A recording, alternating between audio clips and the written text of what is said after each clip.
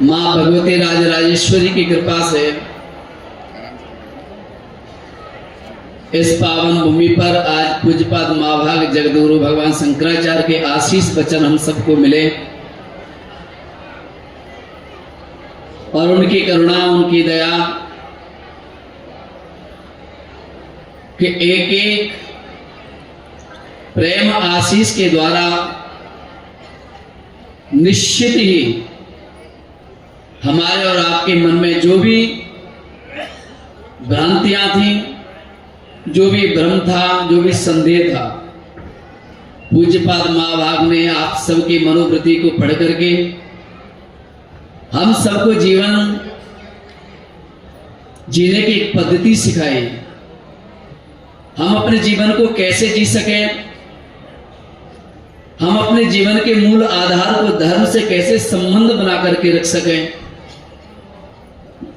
और किस तरह धर्म ही हमारा स्वरूप हो जाए, हम धर्म के ही स्वरूप हो जाए, दोनों एक में ही परिणत हो जाए। पूज्य महाभाग ने हम सबको बड़ी करुणा और सहजता, ये तो इतने प्रखर हैं, लेकिन यही इनकी करुणा है कि जिस भाव में हम सुनना चाह रहे हैं, जिस प्रेम से हम स्मरण करना चाह रहे हैं, पिपासा बन करके हम बैठे हुए हैं, उसी पिपासा को देखते हुए पूज्य महाभाग ने आपके लिए, किसी को रोटी अच्छी लगती है, किसी को सब्जी अच्छी लगती है, किसी को दाल अच्छी लगती है, तो किसी को खीर अच्छी लगती है, सबको कुछ न कुछ अच्छा लगता है ना।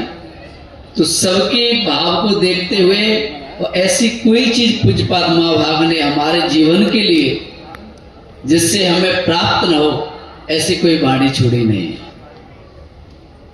आज इस पावन धरा पर पूज्यपाद भगवान कल भी आप सबको आशीष वचन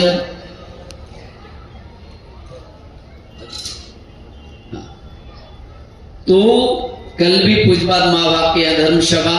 और एक बात बताऊं, महाभाग के पूज्य चरणों में मेरे एक निवेदन, मैंने प्रवास पर भी किया और यहां भी मेरी हमेशा से एक इच्छा रही कि इसी राजराजेश्वरी गुफाधाम त्यागी अवधूत आश्रम पर जो मैंने हृदय की पीड़ा पूज्य महाभाग को बताई, निवेदन में यह है कि हमारे यहाँ गौशाला बहुत है। रोज हर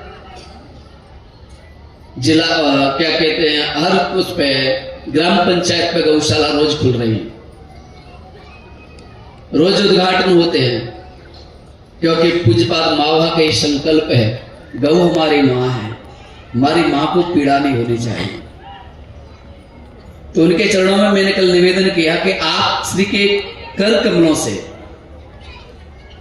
इसी पावन धरा पर एक गो हॉस्पिटल चिकित्सा का राजराजेश्वरी गुफाधाम चिकित्सा के स्वरूप में और पूज्य महाराज श्री के कर कमलों से कल भूमि पूजन हो, क्योंकि आज हमारे क्षेत्र को एक गौ मां की रक्षा के लिए, गौ मां की असहनीय पीड़ा को कैसे भी वो पीड़ा असहनीय समाप्त होने प्रसन्नता मिले, मैं इसलिए कहना चाह रहा हूं। और ये भाव मेरे इसलिए आया कि एक बार यहां से निकल करके जा रहा था तो गाय पर किसी ने बल्लम मारी। लोग अपने निजी स्वार्थ के लिए, न जाने हमारी मति क्यों भ्रष्ट हो चुकी है, ना हमें क्यों ठगा गया है कि अपने जीवन निर्वाह के लिए उस मां पर प्रहार करते हैं, जो मां जब किसी बालक को जन्म देती है, अगर उसका दूध नहीं आता तो दूसरी मां गाय का दूध ही देना पड़ता है और उससे उसकी जीवन की रक्षा होती है। आसानी पीड़ा में करा रही थी और उस पता कह नहीं सकता, उस समय की स्थिति ऐसी थी कि उस गाय मैया को कुत्ते खा रहे थे। एक बात बताइए, आपके सामने आपकी मां पर कोई लाठी मारे, आपकी मां को कोई अभद्रता के साथ उसे विचलित करे, क्या तुम सहन पाओगे? आप शब्द कहे कि क्या सहन पाओगे? नहीं सहन पाओगे ना, तो वो भी हमारी माँ है। उसी दिन मैंने मनी मन गुरु कृपा से संकल्प ले लिया कि इस सहज चंडी संत समागम पावन महोत्सव के बाद पूज्यपाद माँ भाव को बुला करके और उन्हीं के कर कमलों से और गौ चिकित्सा का भूमि पूजन हो, जिससे इस क्षेत्र में हमारी कोई भी माँ दुखी न रहे, विचलित न रहे। और उसी सूत्र को लेकर के पूज्यपाद माँ भाव के चरणों में मैं प्रयागराज में गया।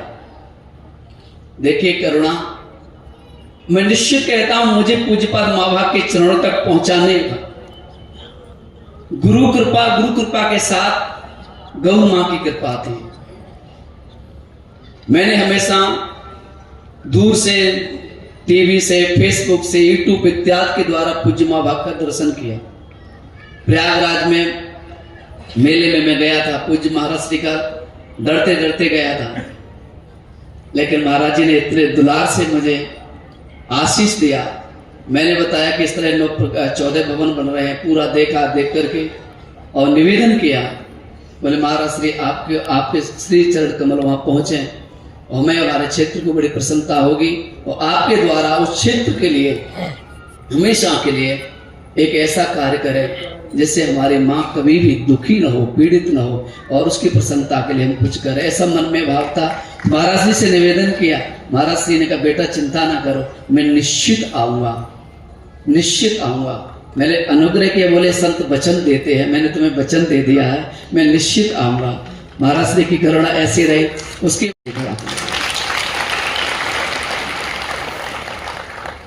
ये माँ का प्रताप है। तो आप लोग कल भी महाराज श्री का दर्शन करके वाणी श्रवण करेंगे 12 से 2, और उसके बाद भूमि पूजन भी कराएंगे। और भूमि पूजन गौ चिकित्सा के होने के बाद कल ये शरीर है धर्म यात्रा में जिन्होंने मुझे स्वीकार किया, पूज्यपाद गुरुदेव भगवान का भी कल आगमन है। और भी हमारे प्रमुख तीर्थों से महापुरुष आएंगे, चाहे अपना काशी जी हो, चाहे प्रयागराज जी हो, चाहे नैमिष हो, चाहे चित्रकूट हो, चाहे ऋषिकेश हो, चाहे हरिद्वार हो, चाहे इतने रामेश्वर हो, उज्जैन हो, महाकाल हो, समस्त जगह से महापुरुषों का आगमन रहेगा। तो आप इसी तरह से अधिक सब महापुरुषों की वाणी और दर्शन का आप सब लोगों को लाभ मिले, बस यही मेरी कामना है। अभी